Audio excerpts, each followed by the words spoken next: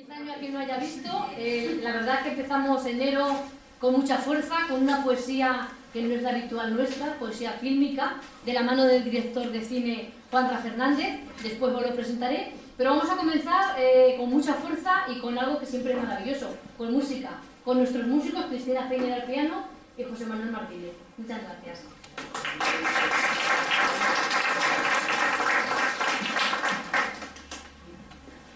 Bueno, presentamos dos temas del próximo disco de Miguel, dos poemas, uno es Nuevos del Tiempo y el segundo va a ser Perdón. Pues ya que os lo hacemos mal, pues ya aprovechamos. ¿Vale?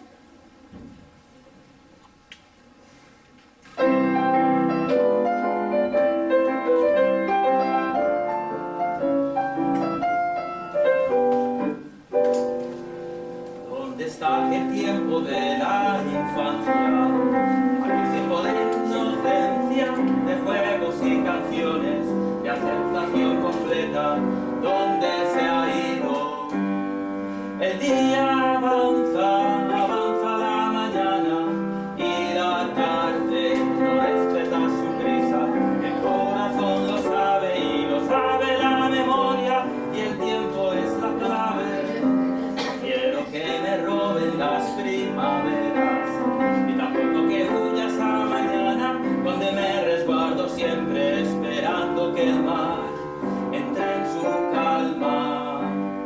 No quiero que me quiten las ilusiones donde el amor puso su primera piedra y no quiero que olviden seguir la marcha trenzando aquel beso y su esperanza.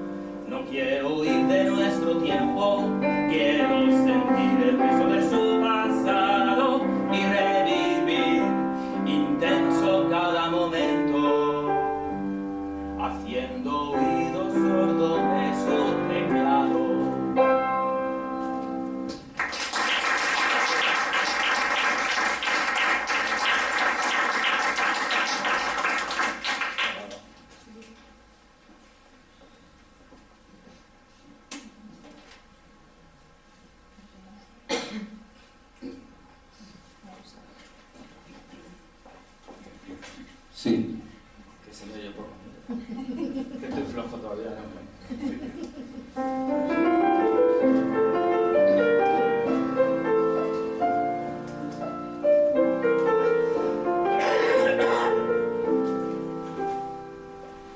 Vivir no puede el hombre sin recuerdos, vivir intensamente lo vivido, o sentir que una vida con engaño bien merece el perdón arrepentido.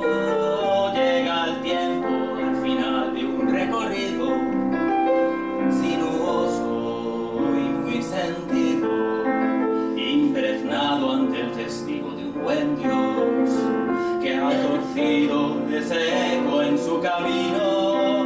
No hay perdón aunque se pida, no hay razón más sometida, no hay vergüenza por sabida cuando en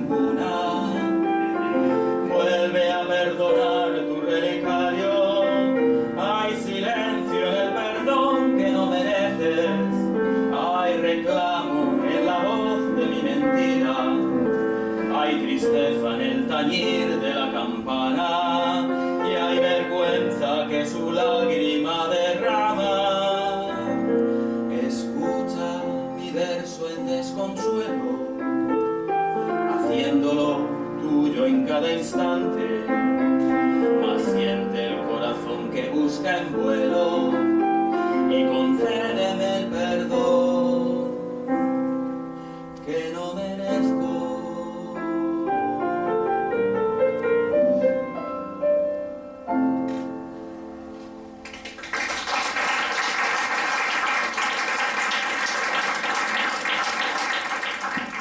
Y estés aquí hoy con nosotros para poder hablarnos de cine y que podamos disfrutar de este séptimo arte tan maravilloso. Voy a leer una pequeña biografía de él, unas pinceladas, y luego ya nos contará él lo que haya preparado y lo que quiera contarnos de lo que hace, que seguro es súper interesante. Juanra Fernández es natural de Cuenca, inició su trayecto cinematográfico en la Facultad de Bellas Artes de Cuenca, donde estudió y trabajó en varios proyectos conjuntos. Después realizó cursos de guión cinematográfico en Madrid y de dirección en la Université de Quebec a Montreal, en Canadá, así como un máster de experto en dirección cinematográfica en la Universidad Camilo José Cela. Ha realizado varios cortometrajes como El Puente, Con tan solo un beso, Obisun, Un instante o Misericordia Antoine. Actualmente, tras el lanzamiento de su primer largometraje para Elisa, ganadora de varios premios internacionales, entre ellos el Filmfest de Londres y el BAFTA de Buenos Aires, en el que consigue una sólida e inquietante incursión en el cine de terror que escapa con inteligencia de los tópicos, según Luis Bonet Mójica, del diario La Vanguardia. Su próxima película, de Púrpura y Escarlata, está a punto de estrenarse. En el mundo del cómic trabaja en la serie Gloria Victis, de la que es guionista, publicada en varios países por la editorial franco-belga de Lombard y en España por la editorial Norma. Fue galardonado en 2017 con el premio al mejor guión por cómic histórico en Nîmes, Francia. Y en el ámbito literario tiene publicadas 3 novelas. Quinto, Más allá del Eliseo, Premio Nacional de Novela Histórica, y Yo maté a Cristo, además del premio Briareo de cuentos por aquel lugar de la Mancha.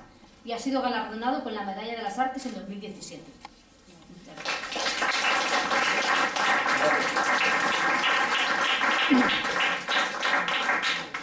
Bueno, pues aquí estoy.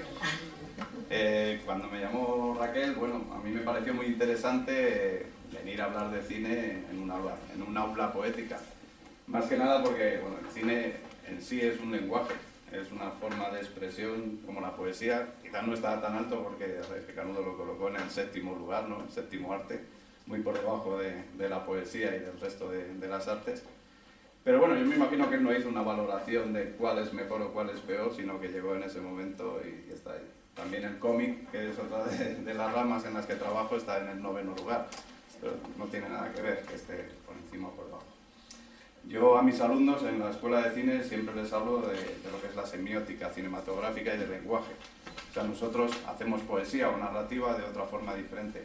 Cambiamos las palabras que utiliza un poeta por las imágenes, o por el sonido, o por la música, que es un complemento perfecto. Christian Metz, en sus ensayos, él lo sitúa, hace una valoración en cuanto al receptor de lo que es el lenguaje cinematográfico y dice que lo primero que capta el espectador, en este caso el receptor, es la imagen. Después los diálogos y por último la música. Entre todo esto intercala los gráficos y cualquier otro efecto que componga esa narrativa cinematográfica. Sí es verdad que el cine a lo mejor es más complejo, parte de un elemento mucho más prosaico, ¿no? Que es el guión, que poco tiene que ver con la poesía. Yo soy guionista, he sido novelista también, y escribir hoy, por ejemplo, estaba hablando con otro guionista justo de esto, de la diferencia entre escribir una novela y escribir un guión. Y él decía que para él es más difícil escribir una novela. Yo le digo que no, que para mí es mucho más fácil escribir una novela que un guión, porque el guión es mucho más sintético, más directo, es casi telegráfico. Yo en este caso suelo dirigir lo que escribo en cine, en cómic no, en cómic hago el guión y otros dibujantes lo ilustran. Pero claro, a ese director que le llega un guión quiere que sea como un libro de instrucciones básico, simplemente que le diga interior, exterior, día, noche, una localización y poco más. No podemos decir entra en una habitación repleta de flores que huelen a primavera. Eso no, porque se lo tirarían para atrás, porque es el director, en realidad, el elemento poético. En este caso, él coge el guión, que está escrito de una forma muy escueta, entra en una habitación con muchas flores y ya está, y los adjetivos ya se los pondrá él después con imágenes. Él dirá si huele o no huele. Por ahora en el cine no se huele, aunque ayer oí una noticia que dicen que van a intentar que en algunas salas podamos percibir esos olores, pero él decidirá a través de las imágenes, la música o los sonidos si huele o no huele en esa habitación, y nosotros lo captaremos. Entonces, la poesía o el complemento que hace poético el lenguaje cinematográfico sería todo el equipo de producción de una película. No solo el director, porque el director en realidad, antes lo hablaba con ella, el director en realidad es solo una persona, tiene un equipo, en mi caso, pues la primera película me parece que fueron 45 personas, en esta última unas 60, pero decía Alcaine, no sé si saben quién es, José Luis Alcaine es un director de fotografía muy famoso en español, él decía que el director en el rodaje es el que menos sabe de cine, y eso es verdad, porque un director hace 2, 3, 4 películas, 6 o 7 como Alex de la Iglesia, pero la mayoría de los técnicos que tenemos trabajando con nosotros hacen continuamente películas. Entonces yo puedo trabajar con un ayudante de dirección o con un director de fotografía que ha hecho fácilmente 20 películas, algo que dudosamente creo que logre alcanzar yo nunca, porque he hecho 2 por ahora, estoy preparando una tercera y son muchos años de preparación y de trabajo. Sin embargo, ellos van a mesa puesta, se dice, llegan a hacer la película y se van. Entonces, en ese sentido, el director es un coordinador, pero tiene que dejarse orientar por todos para componer esa poesía fílmica que sería el resultado final. Ahora os voy a enseñar un poco lo que he hecho y después ya si queréis hablamos sobre las películas y sobre lo que queráis. Había preparado un pendrive, pero no hemos logrado que funcione. La no compatibilidad del Macintosh y los PCs, pues nos ha hecho esto.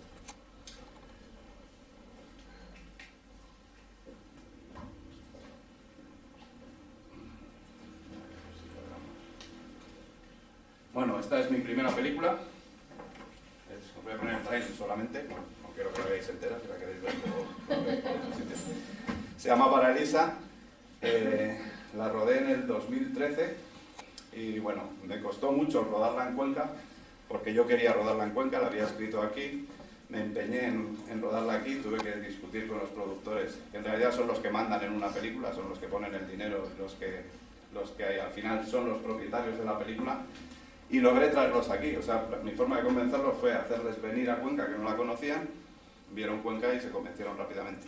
Había muchos inconvenientes que, bueno, que tuvimos que intentar sobrepasarlos de cierta manera, ¿no? Porque Cuenca, aunque es una ciudad maravillosa, pues hay muy pocos recursos de todo.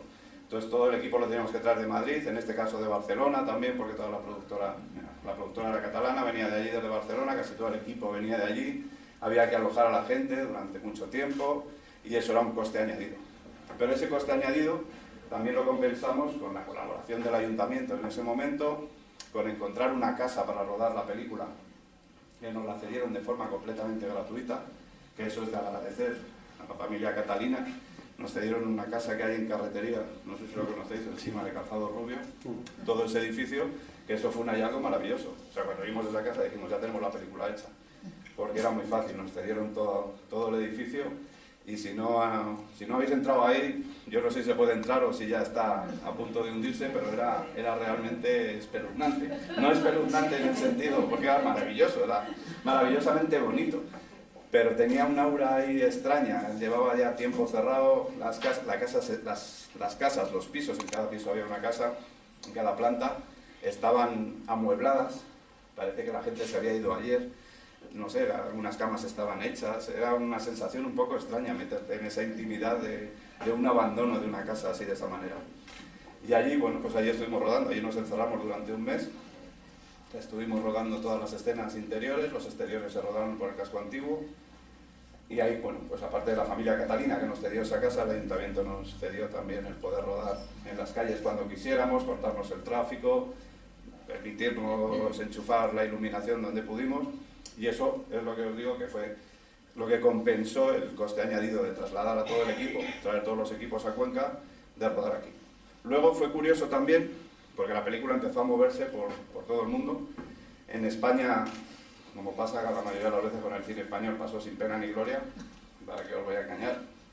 De hecho, yo creo que fue una mala estrategia de distribución, porque la distribuidora catalana se centró mucho en Barcelona, en Cataluña, mientras que en Barcelona se proyectaban 9 cines, en Madrid solo estaban 2. para que veáis la compensación. Aquí a Cuenca sí vino y estuvo 5 semanas, o sea, fue una barbaridad. Pero a nivel internacional ha funcionado muy bien.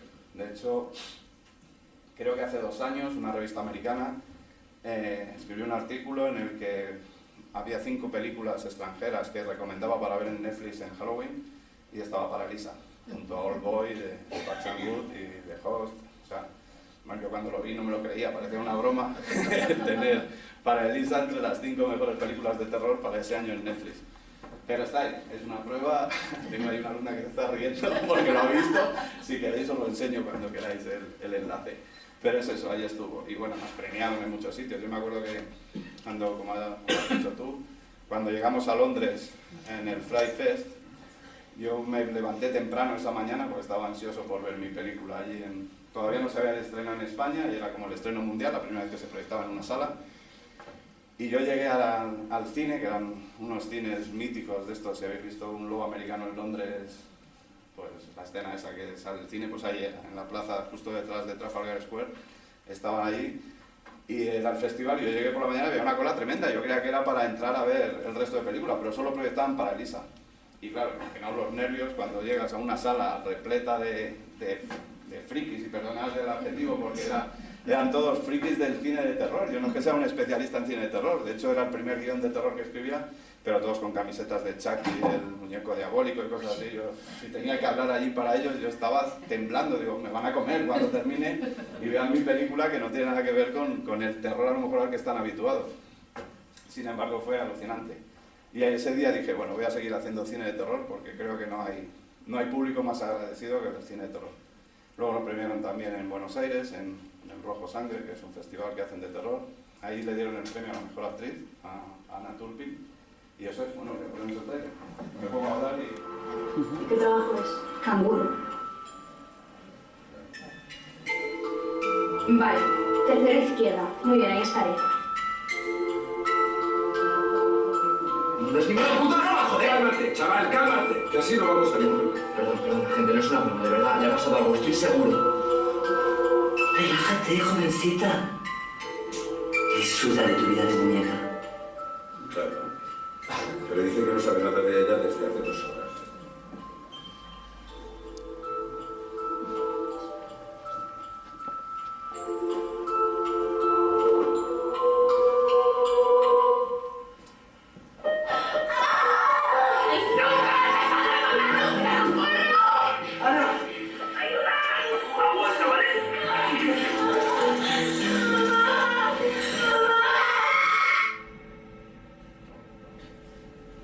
Mucha violencia. Es solo un trabajo temporal y fácil.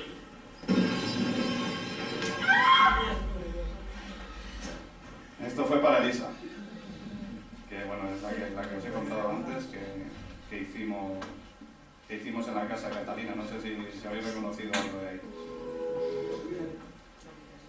Esto, bueno, la siguiente, la que acabo de terminar es esta, que se llama De Púrpura y Escarlata. También la hemos rodado en Cuenca.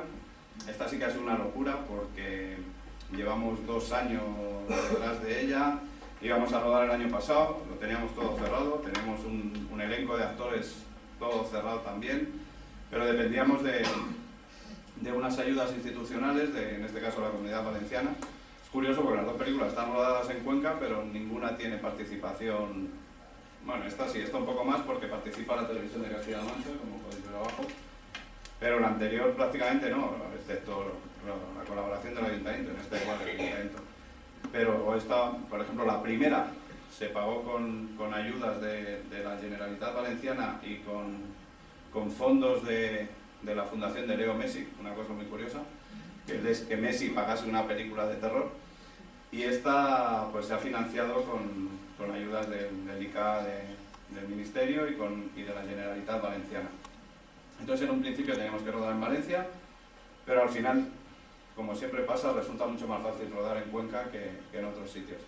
Íbamos a rodar, como os digo, el año pasado, teníamos todo cerrado, el elenco, y teníamos a Ernesto Artelio, a Fernando Tejero, y al final Tuvimos que parar el rodaje porque no salieron las ayudas cuando tenían que salir, se paralizaron, cerramos el rodaje y cuando tuvimos que retomarlo nos dieron un plazo mínimo para terminar la película. Entonces tuvimos que cambiar el elenco porque Ernesto Alterio estaba rodando con Alex de la Iglesia, Fernando estaba con La que se avecina y no había posibilidad. Él dijo que hasta junio no podía incorporarse a la película, no podíamos esperar tanto. Así que a una semana de empezar a rodar yo estaba sin actor protagonista y fue una auténtica locura. Tuve que tirar del teléfono, empezar a llamar a ver quién lo hacía. Y al final Jean Cornet, que no sé si lo conocéis, ganó el Goya por La piel que habito, pues llamando a una Ugalde, que lo llamé por teléfono y me dijo yo no puedo porque empiezo a rodar también mañana otra cosa, y iba con él en el AVE y me dijo tengo aquí a Jean Cornet, te lo paso y a ver si puede. Y efectivamente, Jan dijo que sí, que le gustaba, le envié el guión esa misma noche, al día siguiente le dije, te lo tienes que leer hoy y decirme sí o sí porque hay que preparar el personaje y demás. Así que esto fue una auténtica locura, pero bueno, la rodamos, que es lo importante. Y se estrenará ahora en breve. Voy a poneros el tráiler.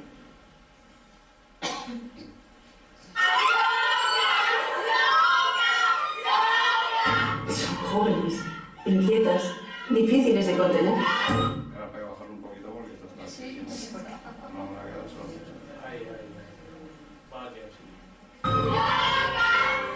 Y entre todas pretendemos hacer ver al mundo la verdad.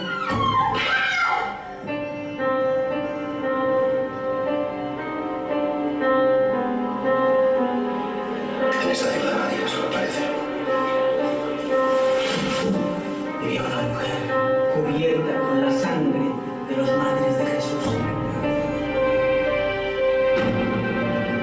Vivió una mujer vestida de púrpura y escarlata.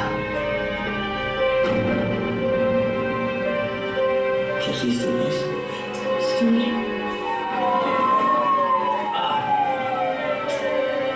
Todas somos perfectas. Vas a tener una habitación para ti sola. Se levantó, estaba vestida, se puso los zapatos y se fue. ¿Por qué lo has hecho? Necesito saber por qué.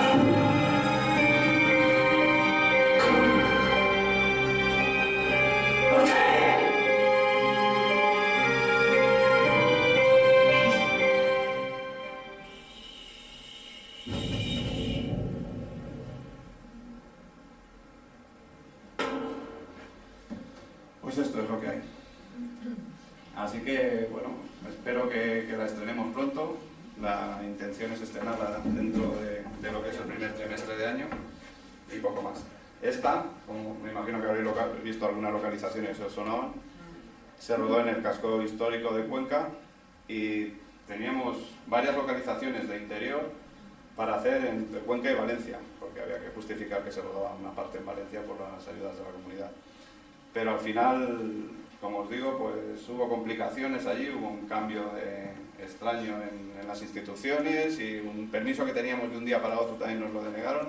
Así que el sitio donde estábamos rodando, que era el Colegio San Julián, que está en la carretera de Madrid, de un día para otro pasó de ser un internado de niñas a convertirse en un hospital. Entonces tuvimos que coger a todo el equipo de arte, pintar toda la planta de azul o verde, y la verdad es que, porque os lo he dicho, si no os lo dicen nunca veríais que es el mismo escenario, pero así la rodamos y bueno, fue muy divertido.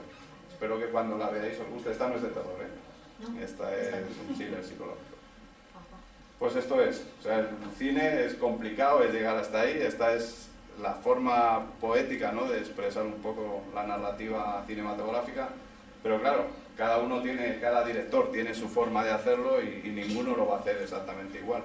Yo en clase siempre les pongo el ejemplo de la visión del director, que es diferente. O sea, partimos de un guión serían prácticamente las palabras antes de componer un poema, las palabras sueltas, aunque vengan muy bien ordenadas y muy bien dispuestas. Luego a la hora de interpretarlas, de llevarlas a la pantalla, cada director lo va a hacer de una forma diferente. Y hay un caso que siempre es el que utilizo siempre en clase, que es una vez a Gus Van Sant, que es un director, bueno, hizo Elephant, ha hecho varias películas, le encargaron hacer un remake, que es algo que está muy de moda ahora los americanos, de Psicosis, la película que hizo Hitchcock en el 59. Entonces, claro, eso era un dilema, porque que te encarguen volver a hacer una película que es perfecta, ya de base, pues menudo marrón, ¿no?, le cae al director. Él aceptaría por dinero, porque estaría muy bien pagado, lo que fuera, pero no, nadie se habría atrevido a hacer eso. Si Psicosis es perfecta tal y como la hizo Hitchcock, ¿para qué? O sea, eso en poesía no creo que pase, que tengas que reescribir un poema de Borges, no. Tienes que reescribirlo porque ¿qué harías? Copiarlo tal y cual.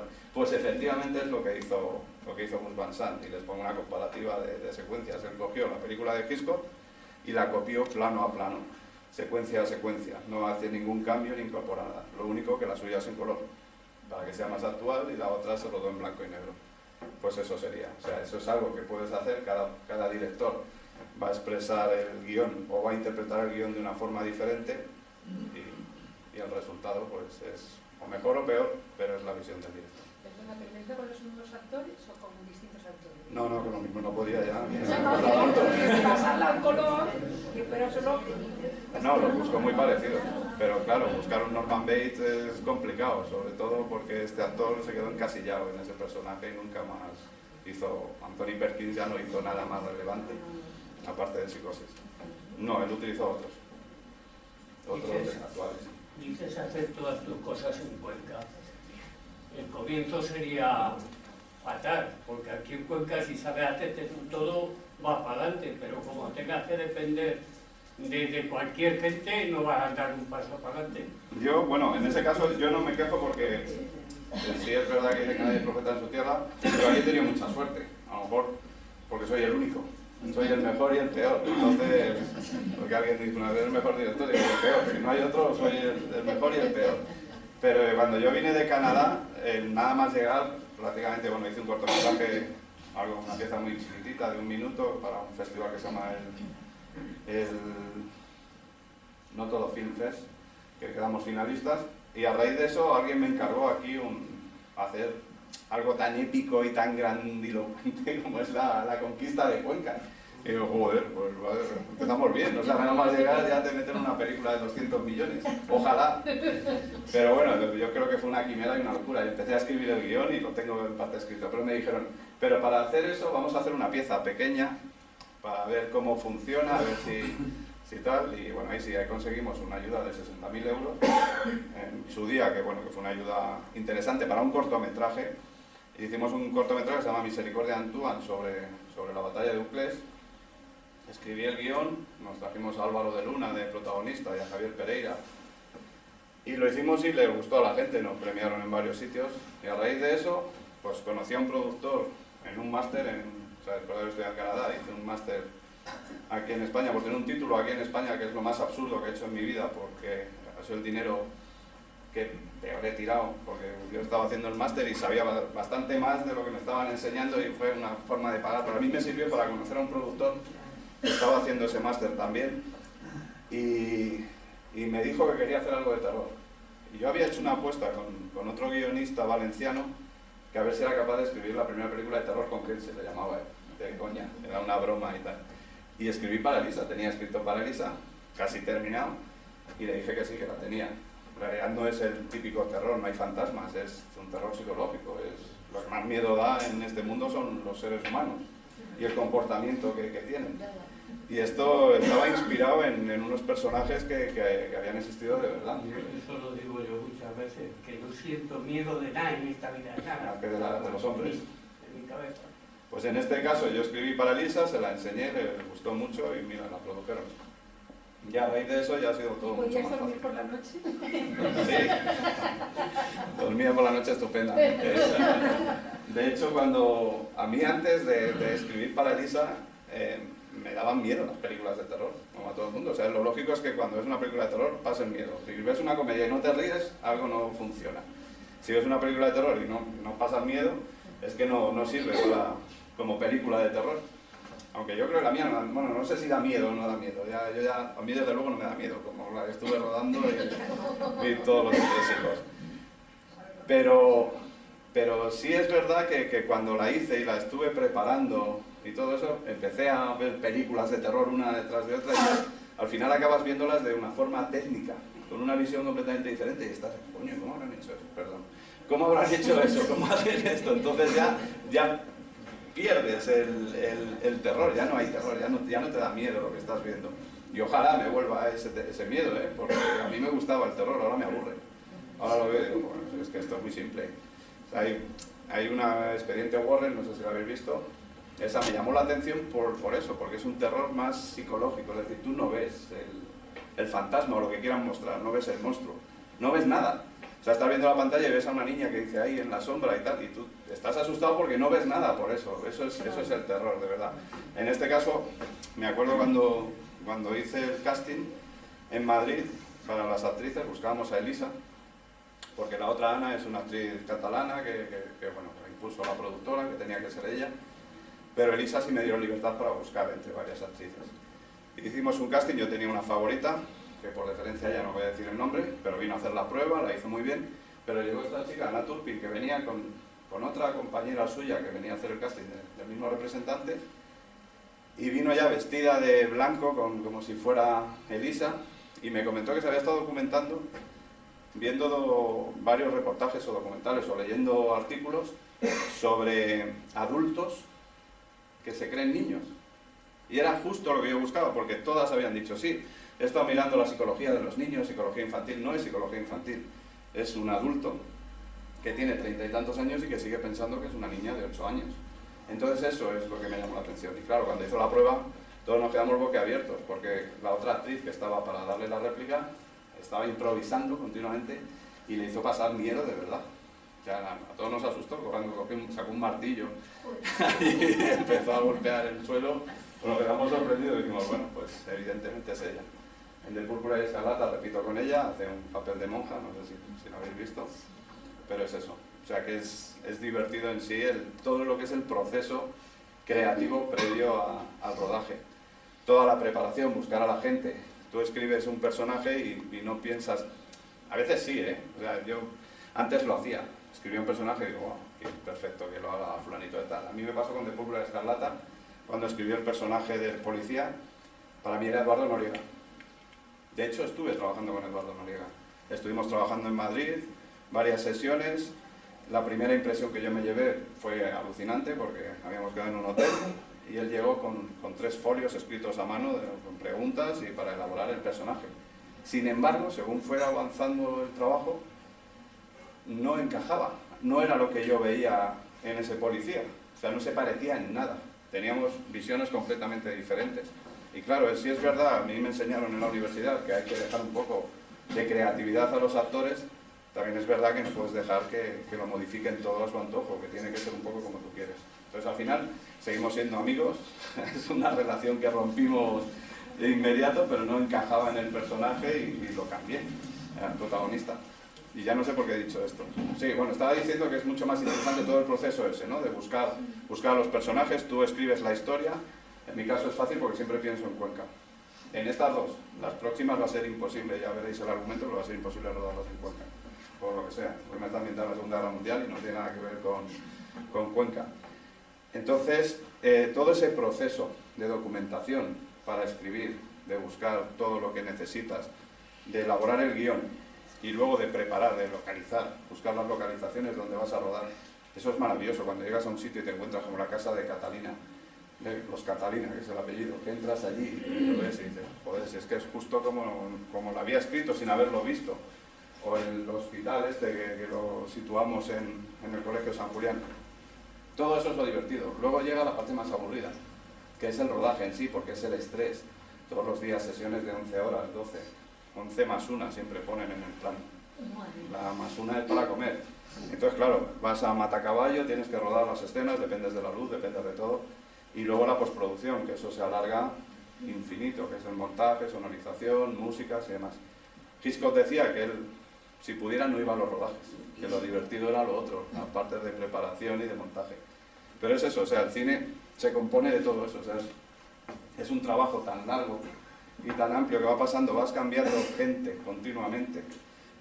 Primero estás trabajando con uno que se convierten en tu mano derecha total y más amigos que nadie. Y a las 2 semanas se van, desaparecen porque entra otro equipo y vuelves a tener a otros en ese sentido. Entonces es algo con lo que no te puedes acomodar, no es como un trabajo rutinario de diario y vas a trabajar cada vez con gente diferente. Sí es verdad que te gustaría volver a trabajar con los mismos siempre, si has estado a gusto, pero eso ya depende de los productores. me preguntas. Me pongo a hablar. ¿Guiones para otros directores?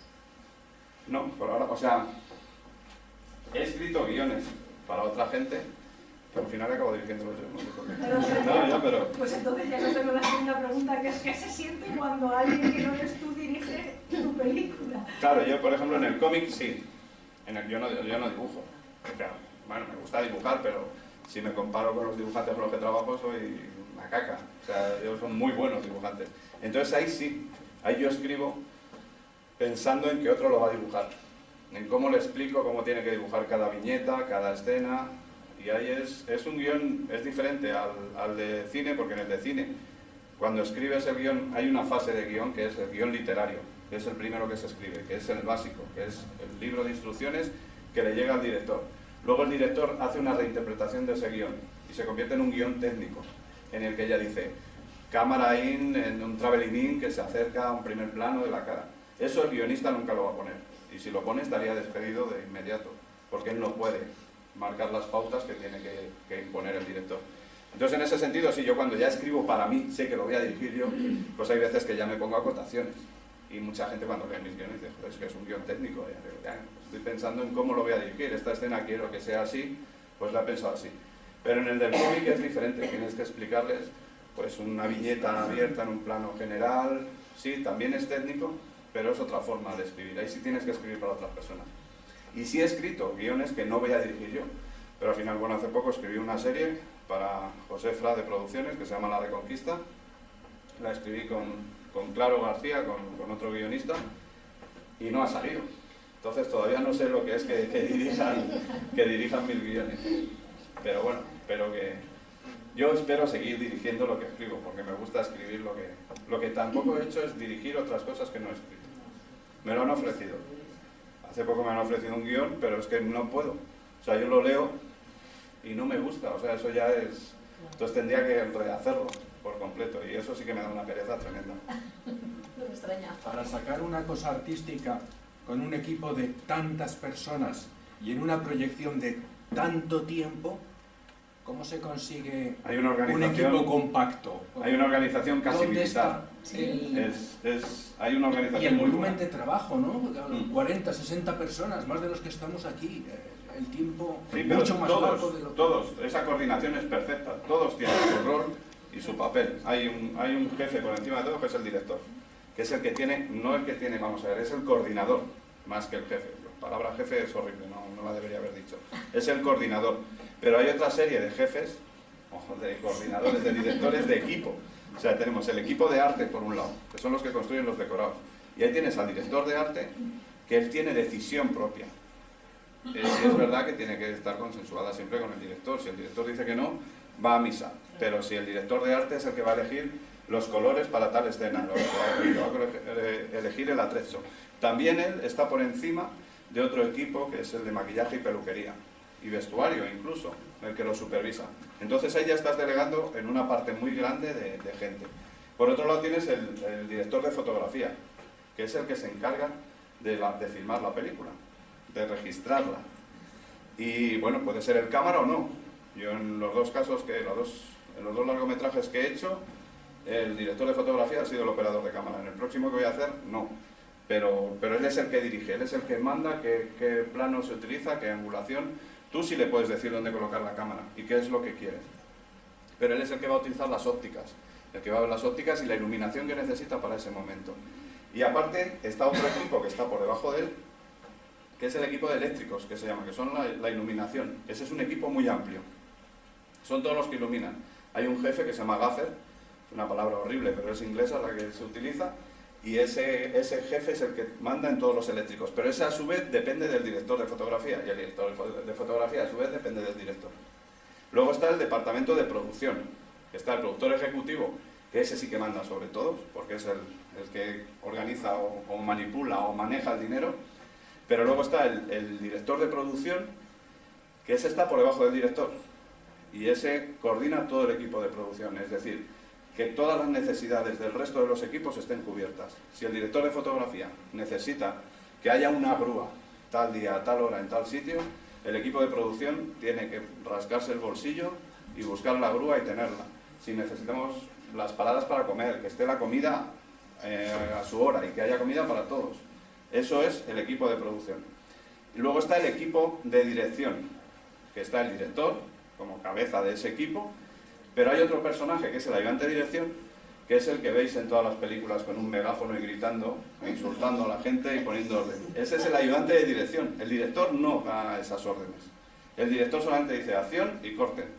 Nadie puede cortar una escena hasta que el director no diga corten. Si hay una lágrima que te gusta de un actor que está cayendo y todo el mundo se tiene que estar callados como si estuviesen en un funeral hasta que el director diga corten. Si a alguien se le ocurre parar esa escena, está despedido de inmediato, no por el director, porque no tiene potestad para despedir a nadie, pero sí por el equipo de producción. Entonces el director tiene al ayudante de dirección, al segundo ayudante de dirección, a la script, que es, en español es una palabra horrible que se llama la secretaria del director, por eso nadie lo utiliza, utilizan la palabra, el término anglosajón que es script, y digo la script porque casi siempre es una mujer, no sé por qué, pero siempre es una mujer, que es la que se encarga de la continuidad, de que todo esté en su sitio, que todas las frases se digan, que si lleva anudado el nudo de la corbata en la siguiente escena lo vuelva a llevar anudado, que si coge el vaso con la mano derecha, en la siguiente toma la vuelva a coger así. O sea, es un trabajo de mucha responsabilidad y no sé por qué, pero a ver, casi siempre son mujeres. Yo de hecho en Paralisa en la primera sí tuve un hombre, pero siempre son mujeres. Y ese es el equipo de dirección. Luego está el de sonido, y ese también está el jefe de sonido, y el sonidista, pertiguista, todo lo demás. Y luego ya postproducción, pues el montador, efectos especiales, masterización de sonido, o sea que hay muchísima gente, pero todos están muy bien coordinados por departamentos y cada uno sabe exactamente lo que tiene que hacer, cuál es su función, si no sería una locura. Porque trabajamos con un plan muy estricto, siempre llega el plan el día de antes, nos llega el plan de rodaje que lo han elaborado el ayudante de dirección y el director de producción y cogen y lo hacen todo minuto a minuto. Y yo sé, cuando voy a rodar, que para rodar una escena tengo hasta las 4 de la tarde. Si a las 4 de la tarde no termino de rodar esa escena, el tiempo que emplee de más se lo estoy quitando a las escenas que vienen después. Porque lo que no va a hacer el productor es darme un día extra de rodaje, porque eso es mucho dinero, porque hay que seguir pagándole a esa gente. Y 60 personas cobran mucho, en el cine se cobra por semana, no por meses. Entonces, bueno, pues es, aparte mantenerlos en hoteles, las comidas y todo lo demás. O traer a un actor, la sesión de algunos actores son caras. Hacerle repetir una sesión es una barbaridad. Bueno, lo habéis visto lo de Mark Wahlberg que ha tenido que repetir algunas escenas, ¿no? Ya le han pagado 1,5 millones y a la otra 1.000 euros o $1.000. Pues eso, o sea, es muy caro mantener a los actores y sobre todo hacerles volver a Cuenca, que tienes que ponerles el AVE, que vayan a buscarlo, que lleguen a tal hora, hay que volver a reservarles el hotel. O sea que todo tiene que estar muy bien coordinado. Eso es lo bueno del cine, que todo está muy bien coordinado. Se me ocurre preguntar, ¿se parece en algo al final del montaje, del rodaje, de lo que sería al final? ¿Se parece en algo al guión original? Bueno, es una pregunta interesante. La verdad es que debería parecerse, y se parece, pero sí es verdad que cuando estás rodando muchas cosas que las habías imaginado de otra forma, al plasmarlas en imagen quedan mejor de otra manera y lo haces. Entonces se improvisa mucho, pero al final el fundamento es el mismo. Yo, por ejemplo, en De Púrpura y Escarlata tenía escrito un final y lo he cambiado en el rodaje. No lo he cambiado en el rodaje, rodé los 2 finales, pero luego en el montaje vi que me gustaba más el final alternativo que había previsto. Entonces, bueno, puede variar. El sentido es el mismo. O sea, la película iba a terminar como termina, de una manera u otra, pero el fin era el mismo. Y bueno, no ha variado mucho. Sobre todo en ese caso, o sea, cuando ya lo tienes claro, todo lo tienes bien planificado y sabes cómo lo vas a hacer, suele parecerse bastante. Sí es verdad que no es, la mayoría de las veces no es como te lo habías imaginado. Por falta de medios, casi siempre. O sea, ya ha habido escenas que con esta película, bueno, pues teníamos el presupuesto ajustadísimo, y a mí me apretaban muchísimo y me decían, tienes que rodar esto. Yo llego a rodar 9 escenas por día, que eso es una barbaridad, porque tienes que cambiar de localización, iluminar, mover a la gente. Y al final lo hemos hecho. Entonces, claro, improvisando con mucha imaginación, jugando con los movimientos de cámara, que te los imaginas de una forma, si lo puedes resolver en un plano secuencia, que es en un solo plano todo, pues eso que te ahorras. También es verdad que hay que iluminar y que ensayarlo mucho antes, pero te ahorras hacer planos. Entonces, se parece, porque el mensaje es el mismo, pero estéticamente varía bastante. Se me ocurre una pregunta. Cuando haces una película, ¿piensas en los críticos? No. No, además decía un director que todos tenemos dos oficios en esta vida, ¿no? Al que nos dedicamos y críticos de cine. Todo el mundo es crítico de cine, todos criticáis las películas cuando las ven, ¿no? Pues eso, no, yo no pienso en los críticos. Si pensara en los críticos ya me habría retirado. Porque la verdad que son, y no voy a utilizar palabras malsonantes, pero te pueden arruinar un día. Puedes. Sí, no, da igual, por respeto a ellos, que se ganan la vida, sí.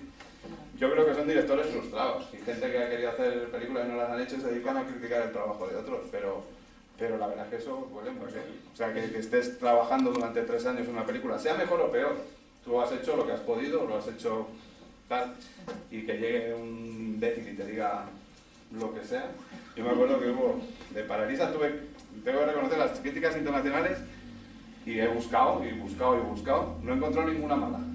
Las internacionales, a lo mejor porque no entendían tan bien el castellano como los de aquí. Pero en España ha habido algunas, otras muy buenas, ¿eh? Sobre todo las publicaciones relacionadas con el mundo del terror y tal.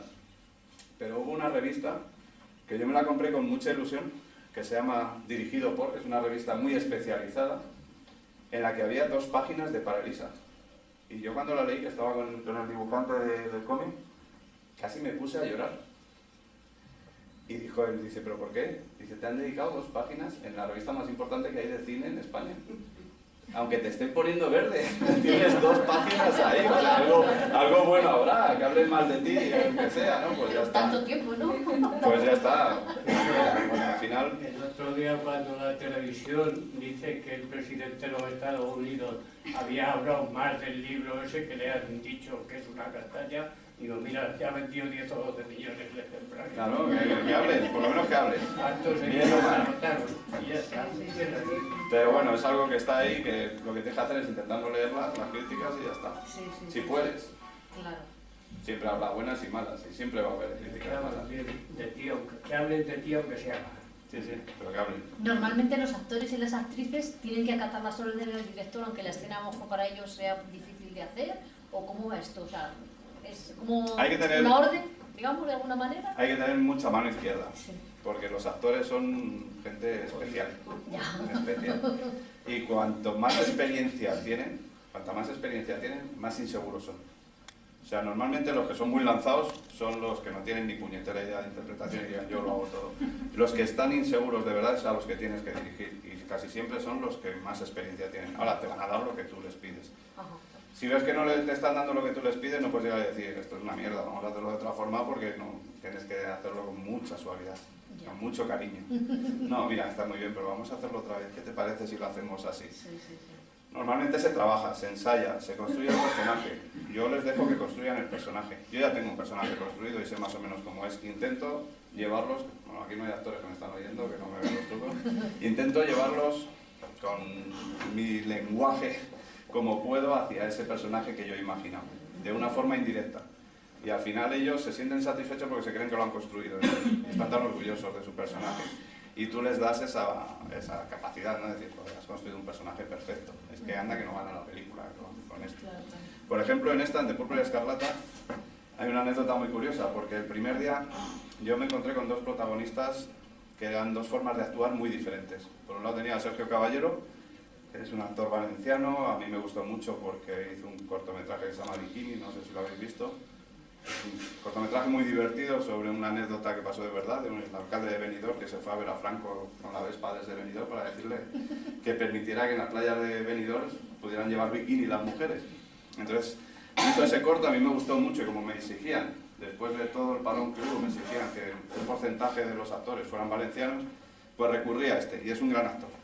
Y por otro lado, tenía a Jean Cornet, que había ganado un Goya, que tal y que cual, y bueno, tenía su forma de actuar completamente antagónica al otro, o sea, distinta, no tienen nada que ver los dos. Uno era muy del método y el otro era de actuar cuando tienes que actuar y cuando terminas de actuar vámonos de fiesta y a emborracharnos. Pues Jan, el primer día me dijo, mira tío, yo me voy a meter en el personaje tanto que no me voy a salir de él hasta que no termine la película. habla tú con el equipo y diles que voy a ser un hijo de puta y un borde. Que yo lo siento mucho, pero que si no les saludo por la calle o no los veo es porque estoy metido en el personaje. Yo digo, ¿vale? Para mí estupendo. Pues eso al otro actor le sentó como una gota en el culo. Y se levantaban a desayunar en el hotel y el otro no se sentaba con él. Se iba, yo creo que estaba enamorado de él o algo y le sentaba mal que no le hiciese caso. Y lo ignoraba por completo y se sentaba. Bueno, y tuve una de problemas con él. Yo se lo expliqué. Y él diciéndome que no hacía la película, que era un cabrón, que era un desconsiderado, metiendo mierda contra él en todos los equipos. Menos mal que la gente ya lo sabía. Al final, el último día de rodaje, cuando rodamos la última escena, el chaval este llegó y le hizo un regalo al otro. Y este no tuvo la deferencia ni siquiera de abrirlo. O sea, tuvo un detalle feísimo. Y sigue enfadado con él. Y no entiende que el otro estaba haciendo su trabajo y lo ha hecho estupendamente. Y a mí esa tensión en realidad me favorecía. Yo no quería acabar con esa tensión, porque los dos personajes se iban mal en la película. Y se notaba. O sea, es que no había que meterlos en situación.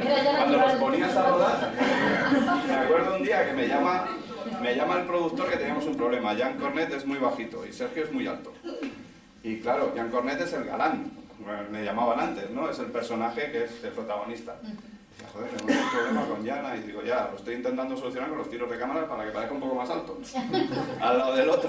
Entonces había una escena que había que rodar y había una escalera. Entonces el plano era muy abierto y si subía Sergio delante, como estaba escrito en el guión, Jan se quedaba muy bajito detrás subiendo. Entonces yo cambié la escena. Le dije, mira, cuando llegues a la escalera, Sergio, tú te vuelves, te quedas atrás y que suba Jan delante. Bueno, se puso. No podéis imaginar cómo se puso. Dice, estoy hasta las narices, no sé qué, claro, cogió el ayudante de dirección, se lo llevó fuera y dice que es la última vez que vuelves a gritar en el set de rodaje y tal, porque él se creía que era contra él. Yo no le iba a decir, no, es porque el otro es más bajito y queremos que no parezca tan bajito, y no podía explicárselo así. Pues así lo tuvimos continuamente. Sin embargo, este también tenía una cualidad bestial. Yo me acuerdo que había una escena que tenía que llorar, y el tío tenía la capacidad de llorar por el ojo en el que estuviera la cámara. Algo que yo no había visto. De verdad, es que si hubiésemos podido poner el pelo lo habría puesto, pero si le colocamos la cámara en el lado derecho, le caía un lagrimón enorme por este ojo. Y si la colocamos en el contraplano, le caía por este. Algo que el otro no era capaz de llorar de esa forma. Tenía sus cualidades también, pero cada uno tenía su forma de actuar. Sin embargo, cuando lo ves, cada uno está correctísimo dentro de su papel. Pero aún así se odiaban a muerte. Y se siguen odiando. Bueno, no, el odio no es mutuo. Hay un odio de Sergio hacia allá. ¿Siempre trabajas con actores profesionales? ¿O te ha ocurrido a lo mejor que vayas por la calle y tengas un guión en mente o tal y veas a alguien y digas, ostras, esta persona sería ideal? Sí, eso me ha pasado muchas veces, pero no lo he hecho. O sea, porque es que es complicado, ponerse delante de una cámara y tiene que tener ciertas tablas. Sí, es verdad que en esta, por ejemplo, he utilizado actores no profesionales. Por ejemplo, hicimos un casting aquí en Cuenca con las niñas. Convocamos un casting creyendo que iban a ir 20 o 30 niñas como mucho y se presentaron una barbaridad. No sé si fueron 200 y pico. Imaginaos, tuvieron que llamar a la policía porque ahí la gente empezó a pelearse en las puertas, habían cortado la calle, aquello era una locura. Y de ahí sacamos a todas las niñas, a 12 niñas, y me costó. O sea, no habían trabajado nunca delante de las cámaras, al final el resultado es muy bueno, pero hubo que trabajar con ellas mucho. Y bueno, también estaban los otros actores que les ayudaban, porque no puedes estar a todas horas, sobre todo con ellas, que normalmente el director dirige a los... No, es que no tienes tiempo para más, diriges a los protagonistas, a los principales, y al resto los dirige el ayudante de dirección, trabaja más con ellos. Pero en este caso, pues las niñas, pues me ayudaron los otros actores a meterlas en el papel, y bueno, alguna fue sorprendente, ¿eh? La niña protagonista no es de Cuenca, pero vino al casting de Cuenca. Pero ella sí era profesional, vino desde Valencia aposta a hacer el casting. O sea, la cogimos aquí, pero venía de Valencia. Y luego el resto sí son de aquí. Y lo han hecho bastante bien. ¿Y tú has sido actor? ¿Has participado como actor en alguna película de otro director? Y reconozco que todo director tiene que ser un poco actor, porque yo tengo que decirles cómo se hacen las cosas. Pero a mí me horrorizan las cámaras. O sea, yo puedo actuar sin una cámara delante. Pero si encienden la cámara, enseguida me entraría un tic y me pondría muy nervioso y no podría. No soy actor. ¿Y eres capaz de disfrutar viendo cine? ¿O todo lo pasas por la... Por el filtro, no, disfruto. Sí es verdad que te haces más crítico. Y a la hora de ver películas que tienen críticas buenísimas, volviendo a las críticas, las ves y dices, joder, no es para tanto. Pero bueno, tampoco las vas a criticar de esa forma. Pero sí, me gusta mucho ver cine. El otro día vi la última de Darren Aronofsky, no sé si la habéis visto, un Mother o Madre. Y es una película muy complicada y muy compleja, pero me gustó mucho. O series, ahora con todas las series. Yo ahora estoy trabajando en una serie para Boomerang y veo series, me gusta ver series. Pero, no sé, si tenéis Netflix hay una que se llama Godless que a mí me impresionó, es muy buena. Sí, disfruto. Vamos, tengo que disfrutar. Es que lo que sí veo es mucho cine, eso sí es verdad. Por ejemplo, tenemos una web de la Academia de Cine donde podemos ver todas las películas que están en la Academia, o sea, prácticamente todas las que se hacen en España. Me gustaría verlas todas, pero solo veo las que me interesan y votarlas para los Goya o lo que sea, pero bueno, verlas. Y ahora mismo de las que hay, pues no he visto tantas, he visto Verónica y 2 o 3 más. Ante la falta de ideas que hay ahora sobre el cine y las historias, como grandes maestros Camilo, Fellini y Buñuel, ¿qué papel desempeñan ustedes en la originalidad de las historias que cuentan? Porque ahora cualquiera puede ser director de cine. Bueno, gracias por el tiro.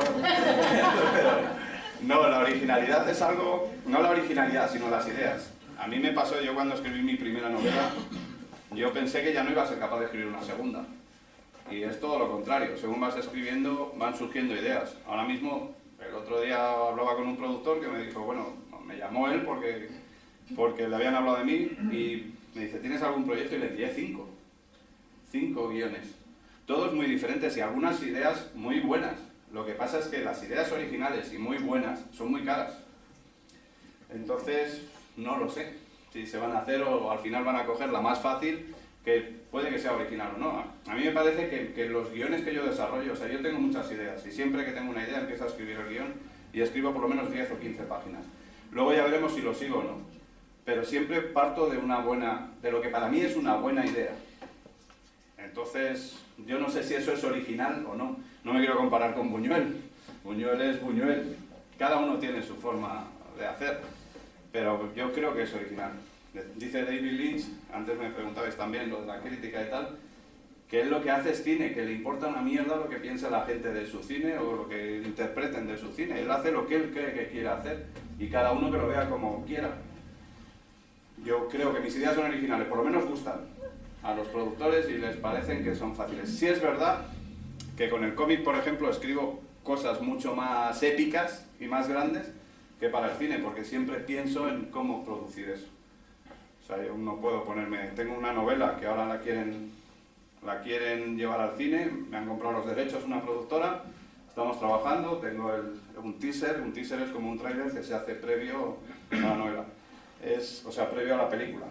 Entonces lo rodamos, me dieron dinero para rodarlo, lo rodamos con actores un día, y yo les he vendido los derechos, me parece estupendo porque me los han pagado y me viene muy bien que me los paguen, los tienen durante 2 años, y ya veremos si son capaces de hacerla. Yo creo que es muy difícil hacer. La novela se llama Yo maté a Cristo, y es una biografía de Poncio Pilatos, y sobre la crucifixión de Cristo. Entonces es una película carísima, que a lo mejor los americanos la hacen porque les apetece, hacen películas de 200 millones y el primer fin de semana han recaudado 800. Pero en España no, en España tienes que hacer películas de 1 millón, 2 millones y si puedes bajar de 1 millón mejor. Entonces claro, irte a rodar a Marruecos 1 mes, llevarte a todo el equipo, es muy caro.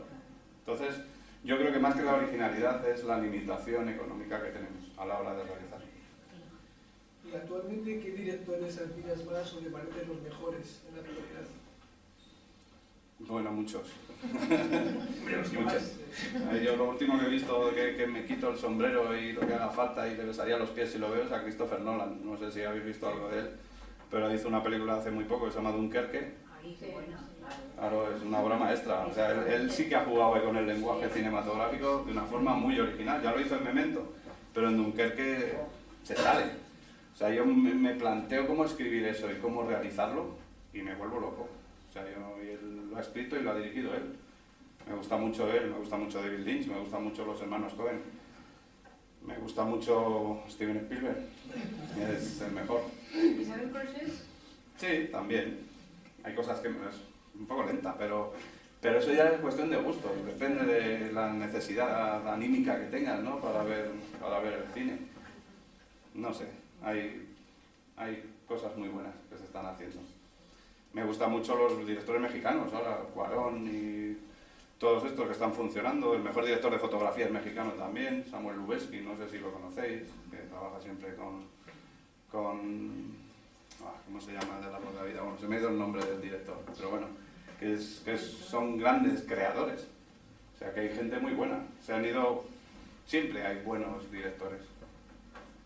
Yo no estoy entre ellos.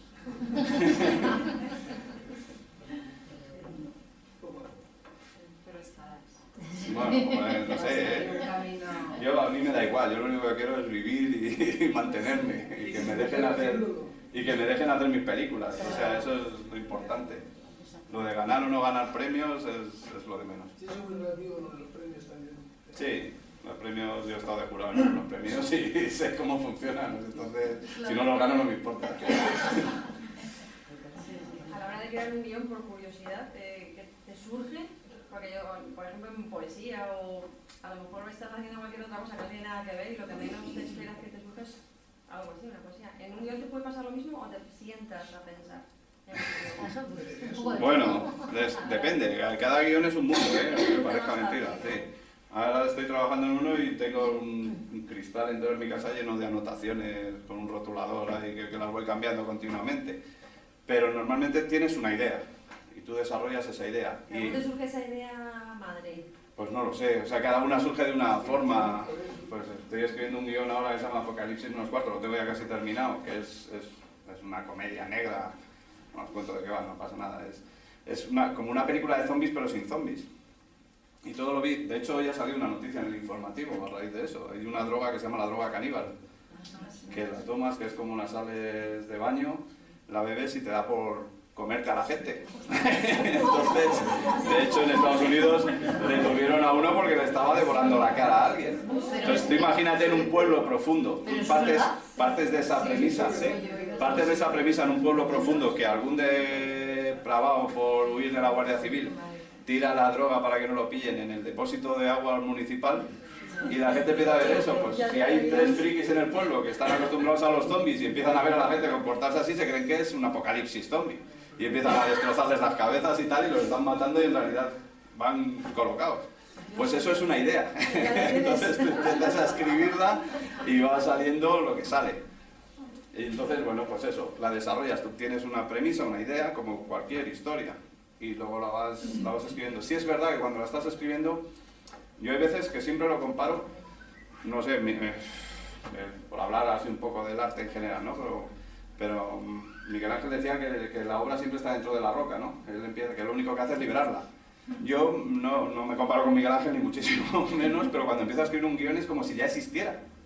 Yo estoy contando algo que funciona por sí solo y al final me doy cuenta de que, joder, si es que es lógico, o sea, si ha pasado esto, ahora tiene que pasar lo siguiente y como que los personajes van tomando vida por sí solos y yo lo único que hago es guiarlos. O sea, no es una figura, muchos guionistas dicen que se sienten como Dios cuando crean a los personajes y los matan o les hacen lo que quieran.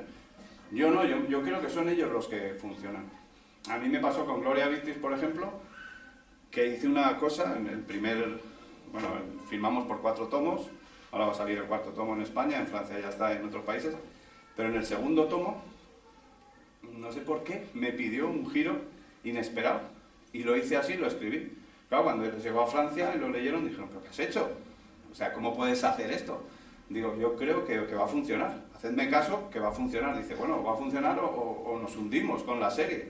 Sin embargo, por ese guión me dieron el premio al mejor cómic histórico en Nimes.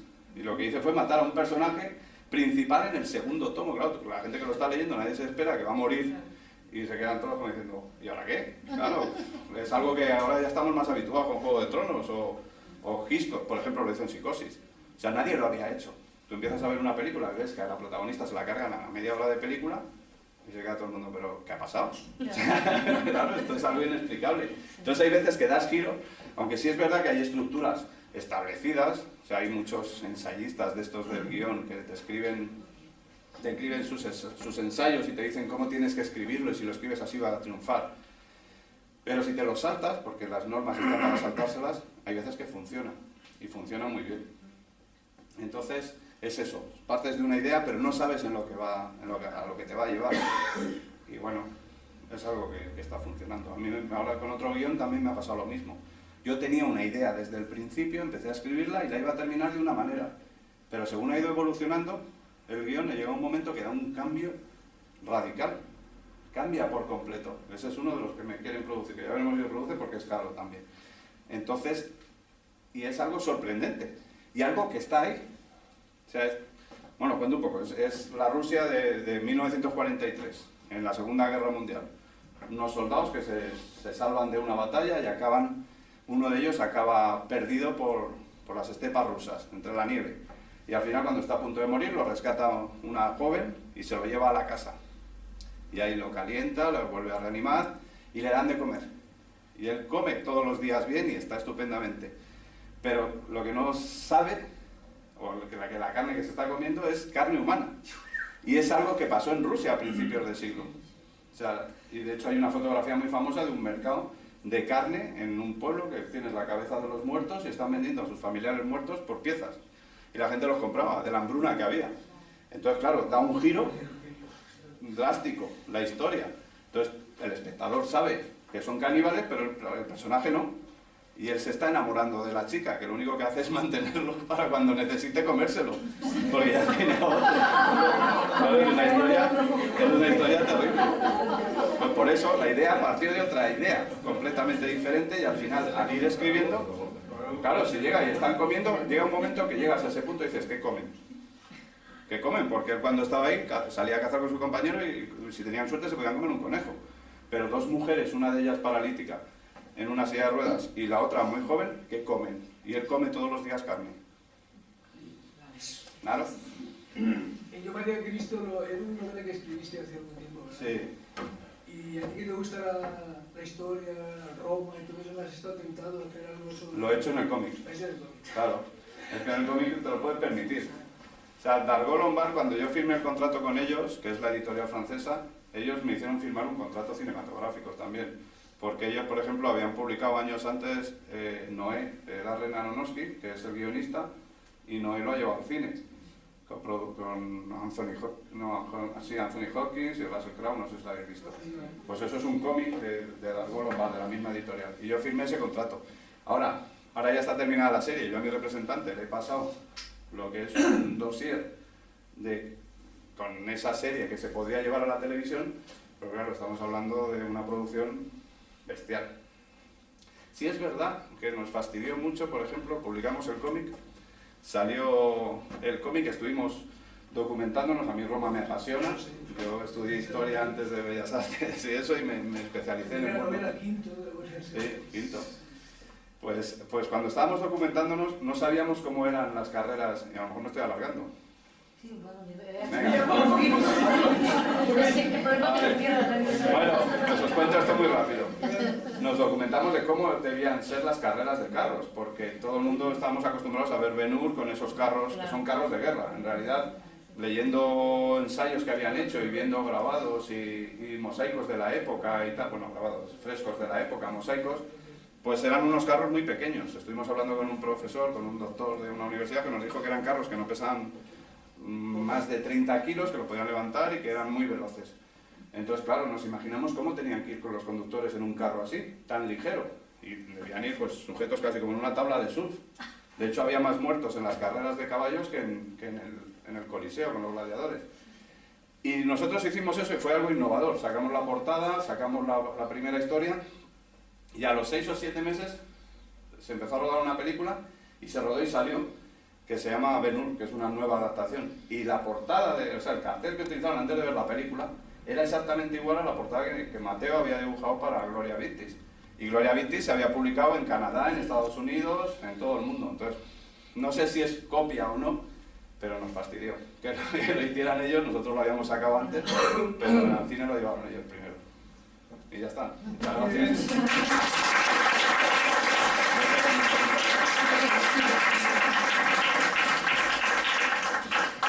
Bueno, pues Juanra, de verdad que ha sido súper interesante, muchísimas gracias. Gracias a vosotros. Nos hubiéramos quedado aquí toda la tarde, lo que pasa que el problema que tenemos es que la biblioteca Tengo mucho nos rollo, cierra perdonad. y bueno, pues tenemos que continuar. Entonces, Manolo nos va a contar una historia, pero primeramente te va a entregar la pintora Lira una tarjeta como recuerdo a este día. Bueno, yo quiero decir, Juanra, que enhorabuena por tu trayectoria. Se nota que eres un alma llena de inquietudes, que eres una mente abierta, que tienes una vida riquísima, que podríamos estar escuchándote y sería interesantísimo. Yo te entrego una pequeña tarjeta cuya es una reproducción de una pintura mía, que es muy sosegada, no da nada de miedo, es muy tranquila y sobre todo sí, es un recuerdo de este día. Espero que la disfrutes y que nos recuerdes.